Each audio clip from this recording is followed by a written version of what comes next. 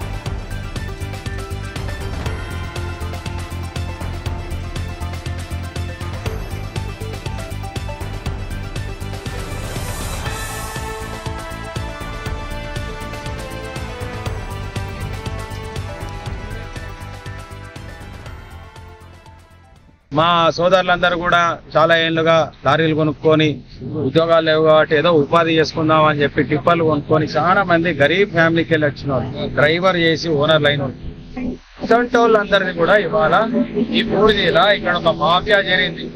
గత 5-10 ఏళ్ల కాలం ఒక తీరుండే, అప్పుడు 1000 రూపాయలకు 1200లకు 700లకు కూడా లోడ్ అయింది. ఇవాళ ఒక ప్రజాపతిని, పెద్ద ప్రజాపతిని, అవినీతి లేదు నేను అభివృద్ధి అని చెప్పుకునే ఒక గొప్ప ప్రజాపతిని ఆధ్వర్యంలో ఇవాళ ఒక మాఫియాగా మారి ఎన్టీపీసీ ఒకవైపు రూపాయికి ఇచ్చినా కానీ కూడా లోడింగ్ పేరు మీద 4600 నుంచి 12,000 రూపాయలు దోసుకుంటాం. మరి ఈ రూపాయి టెండర్ కథ ఏంటంటే, రూపాయి టెండర్ 115 మందికి వచ్చింది. 115 మందికి వచ్చినప్పుడు 4 మిషన్లు ఎందుకు పెట్టింది? ఈ 4 మిషన్లు ఎవరు చెప్తించారు? మేము గతంలో కూడా ఇదే మాట్లాడాం. ఎవరు చెప్తే 4 మిషన్లు? మరి ఈ 115 మందిలో ఇక్కడ కూడా రూపాయి టెండర్ వచ్చిన వాళ్ళు భూ నిర్వాసితులు ఉన్నారు, ఈ ప్రాంతంలో లారీలు కొనుక్కొని పనిచేసే ఆయన ఉన్నారు, ప్రతి ఒక్క వ్యక్తి ఉన్నాడు. వాళ్ళది ఆపకుండా 4 ఇప్పించి ఎమ్మెల్యే చెప్పిన 4కే ఇచ్చి వాళ్ళు రోజు సంచుల కమాన పైసలు తీసుకుపోతాను. 20 లక్షల నుంచి 30 లక్షలు వసూలు చేస్తారు. పోనీ నువ్వు తింటున్నావు అంటే ఇప్పుడు మాకేమొచ్చింది అంటే, ఇక్కడ మాకు బూడిద లారీలు నడిచే లారీలు ఒకప్పుడు 70 లారీలు లోకల్ బండి నడిచేటి, 20 లారీలు ఇటుక బట్టీలో నడిచేది. ఇవాళ పరిస్థితి ఏమైంది ఎరకనా? మా లోకల్ లారీలు 20 నడుస్తున్నాయి, బయటికి వెళ్ళి వచ్చే బండ్లు 180 నడుస్తున్నాయి. మా పరిస్థితి వీళ్ళను వాడుకొని 4 నెలలు సమ్మె చేయించి, 2 టర్ములు అట్లా సమ్మె చేయించి, వీళ్ళను వాడుకొని ఆ సమ్మెలు చేయించి బూడిదలకు వచ్చి బూడిదల మాఫియాగా మార్చి ఈ విధంగా చేస్తుండు. నేను ఆయన చేసేది 1000% తప్పు. వాళ్ళకు కనీసం దీని మీద మాట్లాడే నైతిక హక్కు కూడా లేదు. ఇవాళ దీనికి అంతటి కారణం కూడా ఎన్టీపీసీ యాజమాన్యం, మహారత్న అనే కంపెనీ ఇవాళ ఎందుకు ఈ విధమైనటువంటి అవినీతిని ప్రోత్సహిస్తుందని మేము అడుగుతా ఉన్నాం.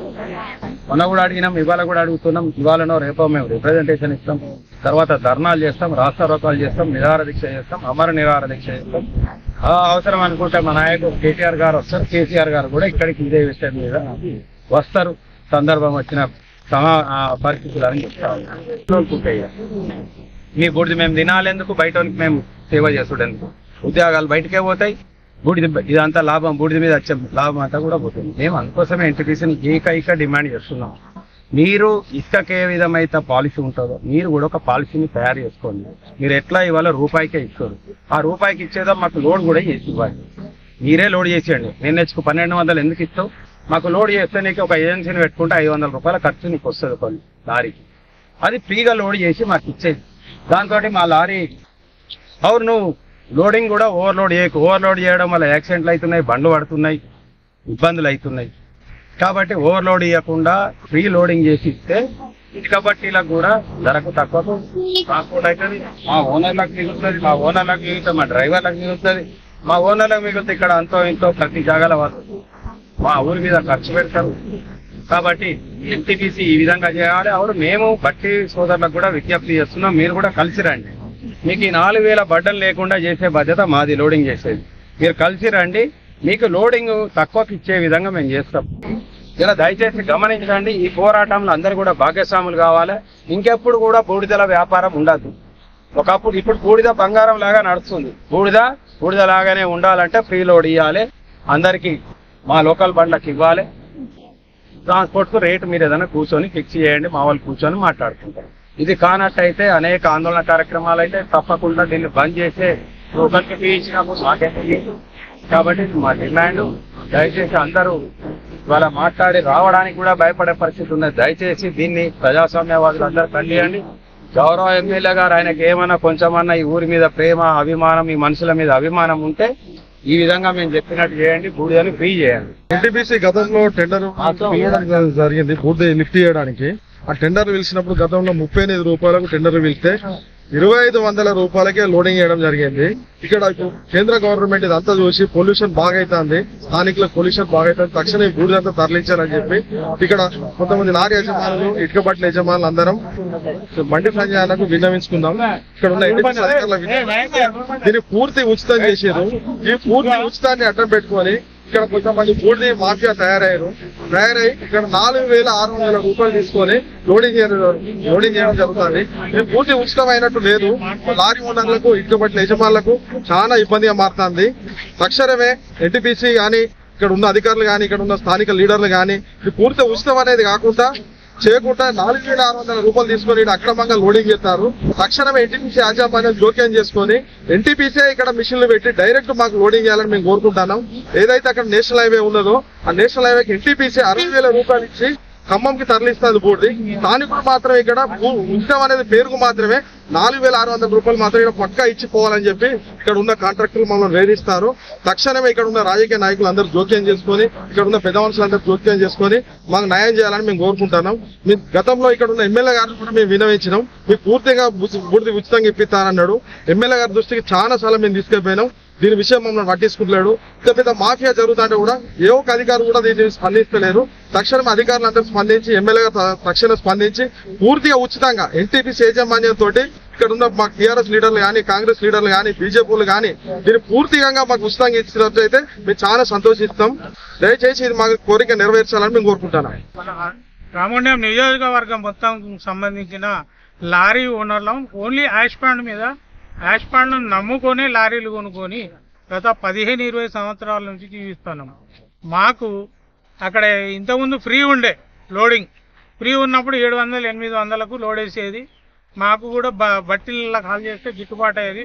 టిప్పు కొట్టుకుంటే 3000-4000 మిగిలేది. ఇప్పుడు దళార్ల వ్యవస్థ వచ్చి ఇప్పుడు మా లారీలు నడవకుండా పోయింది.